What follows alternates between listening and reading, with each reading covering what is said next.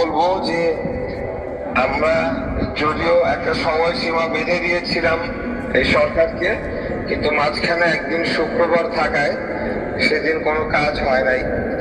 তো আজকে আমরা আরেকদিন সময় বেঁধে দিব। এর মধ্যে আমি সবাইকে অনুরোধ জানাবো সবাই যাতে যার যার কাজ যেটা রয়েছে সেটা সঠিকভাবে সম্পন্ন করেন, যাতে কোনোভাবেই এই সরকারের গাফিলতির কারণে যাতে নগরবাসী যাতে কোনো কষ্ট না পায় সেই জিনিসটা আমাদের মাথায় রাখতে হবে। এটাই হলো আমার আপনাদের কাছে আবেদন, এবং আশা রাখি খুব দ্রুততম সময়ের মধ্যে আপনারা যে মাইকটা বন্ধ হয়েছে কেন? মাইক এই ছিল আমার কথা।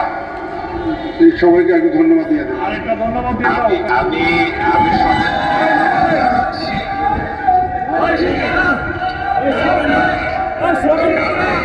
যখন আমার সাথে অন্যায় করা শুরু করলো এই বর্তমান সরকার, যারা গণঅভ্যুত্থানের সরকার বলে বৈষম্য বিরোধী আন্দোলন করে তারা সরকার গঠন করে, কিন্তু আমার সাথে সবচেয়ে বড় বৈষম্যটা যখন করলো তখন এই সিটি কর্পোরেশনের সর্বস্তরের যারা কর্মচারী কর্মকর্তা বৃন্দ আমার পাশে এসে দাঁড়িয়েছেন, সেটা আমি আজীবন মনে রাখবো।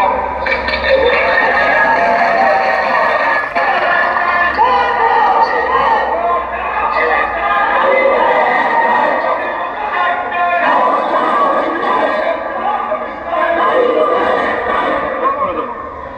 আমরা যদি একজন একে অপরের বিপদে আপদে এসে পাশে দাঁড়াই, তাহলে কোনোদিনও কোনো অপশক্তি আমাদেরকে গ্রাস করে ফেলতে পারবে না।